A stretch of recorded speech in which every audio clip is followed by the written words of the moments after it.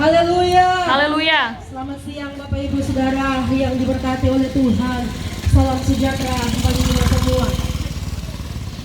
Kesempatan yang indah dan luar biasa Tuhan percayakan bagi kami keluarga besar PTF Families Prasetyo Tulangan Families Ministry paling ada di Pasar Pandu hari ini. Bapak Ibu Saudara yang diberkati oleh Tuhan, di dalam Tuhan tidak ada yang kebetulan. Amin. Sehelai rambut pun jatuh itu, kalau tidak seizin Tuhan itu tidak akan terjadi. Amin. Apalagi Bapak Ibu Saudara tentang kehadiran kami ada di tempat ini. Memang ini telah direncanakan oleh koordinator. Ini telah direncanakan, telah dibuat schedule oleh kekasih-kekasih yang mengaturnya. Tapi kalau tidak dikenan oleh Tuhan, hari ini PTF tidak akan ada di tempat ini. Amin. Tapi kalau hari ini saya bersama teman-teman PTF ada di hadapan Bapak Ibu Saudara, itu jauh sebelumnya Tuhan telah kehendaki, Tuhan telah rancang sedemikian sehingga kita ada sampai saat ini. Haleluya. Saya akan membaca satu kebenaran firman Tuhan dalam kitab Kejadian pasalnya yang ke-18 ayat yang ke-14. Bapak Ibu yang punya aplikasi Alkitab di HP Bapak Ibu masing-masing, boleh buka kitab Kejadian pasal 18 ayat 14. Firman Tuhan mencatat demikian. Adakah sesuatu apapun yang mustahil untuk Tuhan? Pada waktu yang telah ditetapkan itu, tahun depan aku akan kembali mendapatkan engkau. Pada waktu itulah Sarah mempunyai seorang anak laki-laki. Katakan amin. Amin. Bapak Ibu Saudara yang diberkati Tuhan, ayat ini kalau kita baca dari ayat-ayat sebelumnya, dari ayat 1, firman Tuhan ini menceritakan tentang kedua malaikat yang datang menghampiri keluarga Abraham dan Sarah. Saudara yang dikasihi dalam Tuhan kita Yesus Kristus, waktu malaikat datang kepada Abraham dan Sarah, orang mau kasih ingat ulang tentang perjanjian antara Allah dan keluarga daripada Abraham itu. Apa perjanjian Allah dengan mereka? Di pasal-pasal sebelumnya Allah telah menjanjikan kepada Abraham dan istrinya, keturunanmu akan seperti bintang di langit. Coba saudara kalau malam-malam hanya di atas bangkitnya, kau hitung akan tuh bintangnya, tak mau dapat hitung saudara. Dan itu yang dijanjikan Allah kepada Abraham. Abraham, wani dua dengan Sarah keturunan itu seperti itu bintang di langit. Tapi saudara tahu di pasal 18 ini dorong dua sampai umur setua. Sebelum ayat 14 firman Tuhan berkata, ini Sarah ini sokati haid. Nah saudara, kalau perempuan bangsa bilang mati haid atau menopause itu dia hormon reproduksi yang menghasilkan sel telur pada ovarium itu soalnya nak berfungsi, soalnya nak mau dapat anak saudara.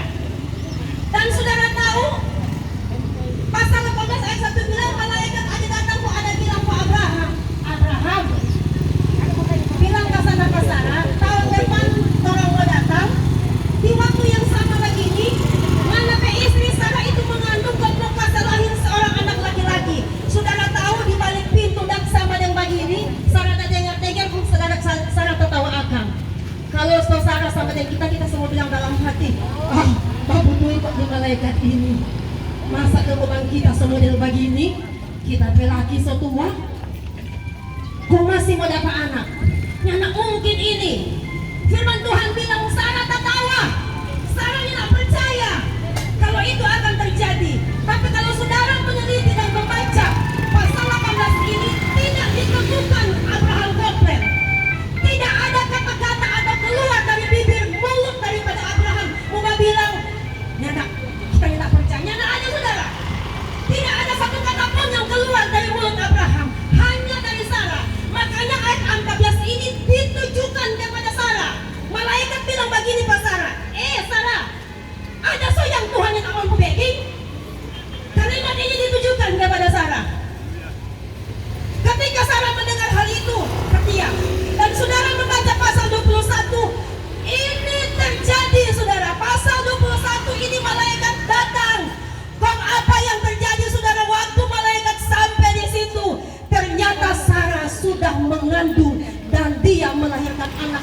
laki-laki yang dinamakan Ishak, anak perjanjian.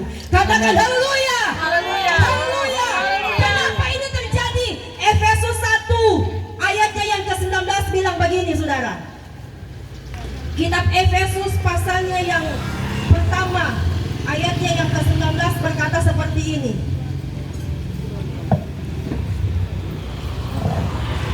Efesus 1 ayat 19, dan betapa hebat kuasanya bagi kita yang percaya sesuai dengan kekuatan kuasanya.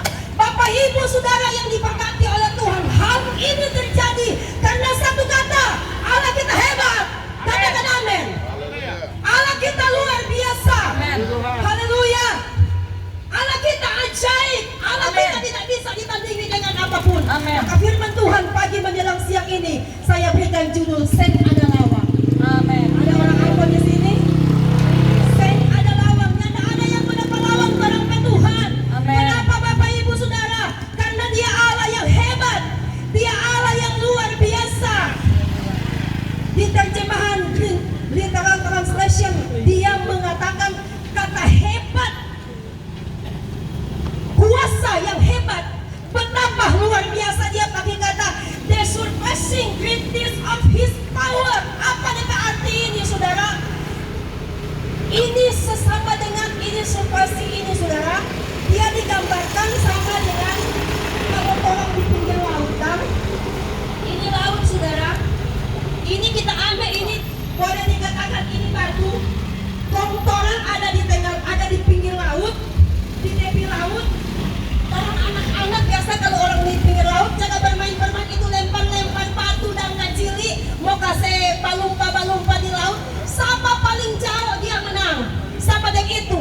Tapi lemparan ini saudara, surpassing ini, sesuatu yang dilemparkan ini, dia jauh melampaui batas kasat mata yang orang lihat.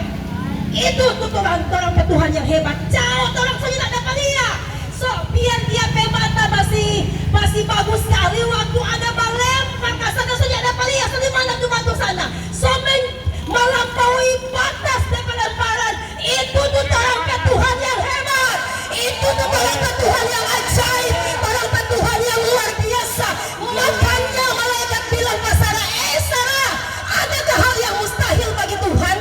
Kata mustahil di dalam Kejadian pasal 18 ayat 14 ini saudara, dia pakai kata paulau di bahasa Ibrani. Tulisan PALA, dilafalkan paulau. Apa itu paulau? Paulau itu memisahkan, membedakan. Apa yang dipisahkan, apa yang dibedakan. Sesuatu yang orang tidak bisa jangka dengan akal manusia, itu terpisah dan itu hanya bisa dilakukan oleh Allah kita yang hebat, oleh Allah kita yang luar biasa. Bapak Ibu ingat cerita tentang perempuan yang 12 tahun sakit pendarahan? Saudara tahu? Saya mau katakan bahwa seperti Efesus bilang, betapa hebat kuasa bagi yang percaya. Saudara, mujizat Tuhan itu terjadi harus dari dua pihak. Yang pertama membuat mujizat. Yang kedua yang menerima mujizat. Apa yang dilakukan oleh yang menerima mujizat? 12 tahun ini perempuan ini sakit. Firman Tuhan bilang dalam kitab Lukas, dia suka sana kemari. Saudari tabib A, tabib B, di kampung A, kampung B, dokter A, dokter B. Tapi nihil, tidak ada hasilnya. Sampai satu saat dia dapat dengar ada rombongan Yesus yang melewat. Dan biasakan Yesus melewat bersama rombongan itu orang tak kumpul banyak saudara. Waktu orang tak kumpul banyak, Yesus bilang begini pada murid-murid, lupa ada sesuatu yang keluar daripada kita. Murid-murid bilang begini, biasa kok itu Yesus. Orang banyak begini berdesak-desakan, Jakarta Sontong itu biasa. Yesus bilang, enggak no. Yang keluar ini sesuatu kekuatan yang lain daripada kita. Perempuan ini dapat dengar. Saudara, kenapa Yesus merasakan ada sesuatu yang keluar? Firman Tuhan mencatat, perempuan ini hanya menjawab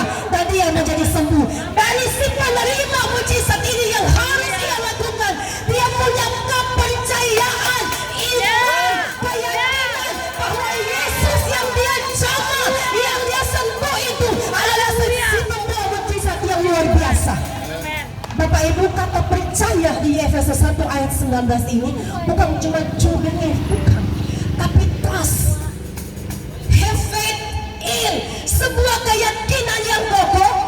Sama dengan ini dan saudara, dia berdiri begini tuh, angin badai kesana kemari dia tetap kokoh, berdiri sebagaimana mestinya.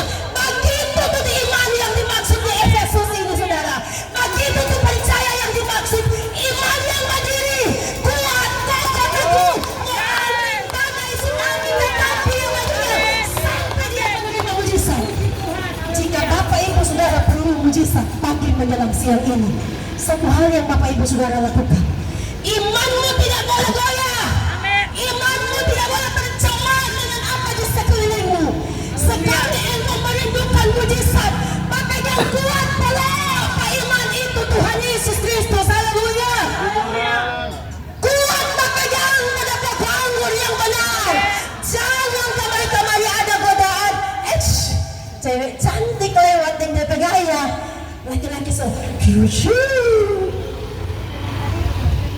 toh sebagai seorang pedagang, so ada toh DP standar, DP timbangan seperti ini. Menjaga bermain tipu-tipu sedikit, sorong.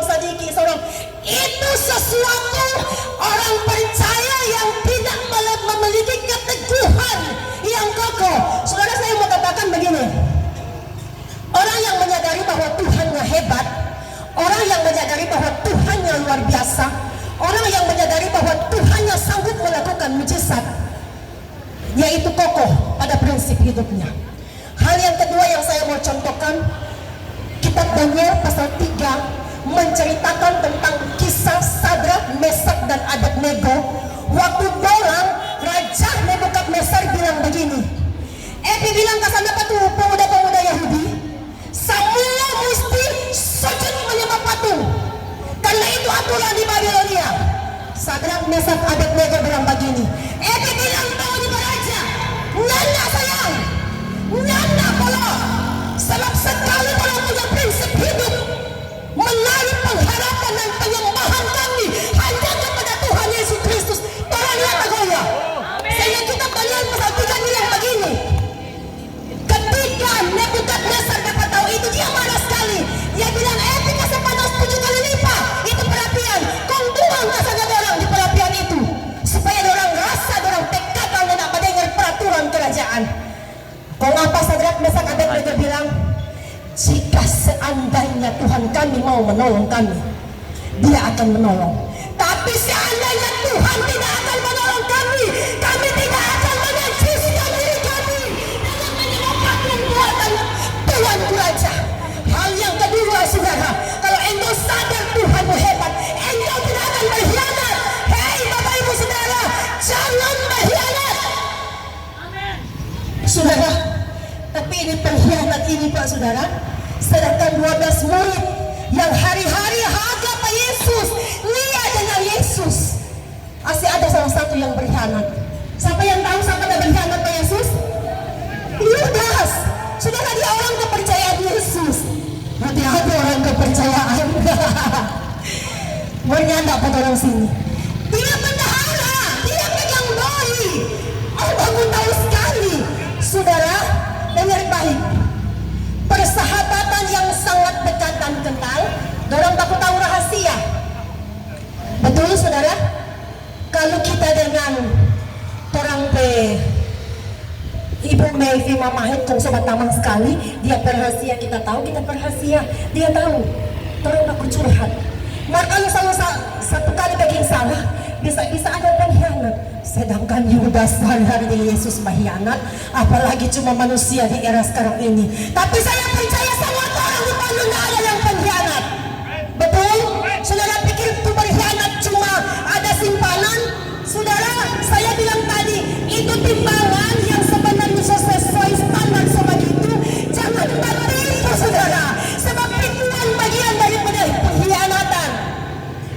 Saudara ditempatkan di satu posisi dalam perusahaan, dalam struktur pemerintahan, merasanya tidak puas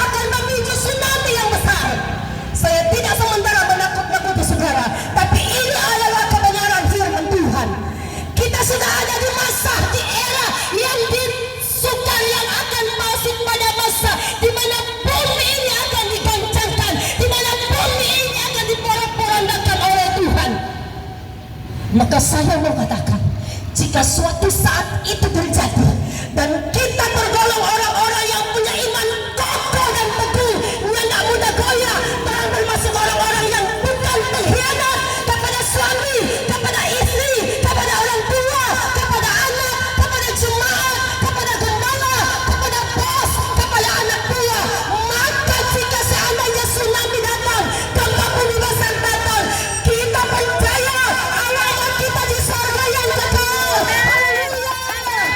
Tapi hei saudara, jika saudara tergolong orang yang tidak kokoh, angin kuat, dia ke kiri, godaan datang dia ke kanan, dia jadi pengkhianat, dia melakukan usahanya tidak sesuai dengan standar kebenaran firman Tuhan, kita takut dari alamat bukan di surga. Tapi seandainya pagi menjelang siang ini saudara mendengarkan kebenaran firman Tuhan dan saudara sadar bahwa Tuhan itu hebat, Tuhan itu luar biasa, Tuhan itu mampu melakukan perkara di luar jangkauan akal manusia, Tuhan mampu menyembuhkan sakit penyakitmu, Tuhan mampu mengampuni dosa-dosamu, darah bagaikan permisi. Asal hari ini engkau mengambil satu keputusan, saya berbalik, saya bertobat, saya tinggalkan dosa, saya datang sujud kepada Tuhan. Seperti wanita yang penyerahan itu, dia sadar hanya Tuhan satu-satunya pengharapan. Maka percaya, yakini saat ini engkau dijamah oleh Tuhan, engkau disembuhkan, engkau dipulihkan, engkau diampuni. Dan saudara tahu, kita putus berkata kepada perempuan ini, bukan cuma sembuh. Kalimat terakhir daripada Yesus, pergilah, imanmu telah menyelamatkan engkau. Bapak Ibu Saudara, Yohanes 3:16 berkata, karena begitu besar kasih Allah akan dunia ini. Mujizat Tuhan, kehebatan Tuhan bukan terjadi saja hanya kepada orang Kristen, bukan terjadi saja kepada orang karismatik, bukan terjadi saja kepada orang Pentakosta, tapi ayat selanjutnya, kalimat selanjutnya berkata, bagi setiap yang percaya.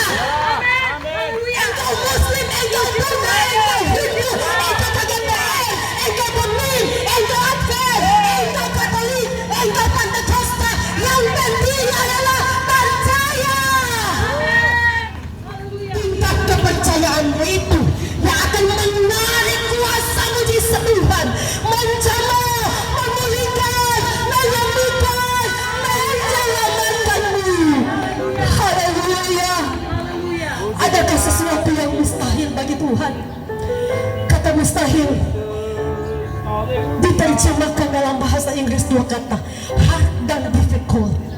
Kata hard ini diumpamakan sama dengan benda yang keras, tapi kata difficult ini adalah kata sifat di mana sesuatu problematika yang dihadapi oleh manusia, yang manusia tidak mampu lagi, dan yang bisa memberikan jalan keluar hanya Tuhan satu-satunya. Itu tuh kata mustahil, difficult. Tuhan hebat dinyatakan bagi kita. Haleluya. Engkau baik Tuhan.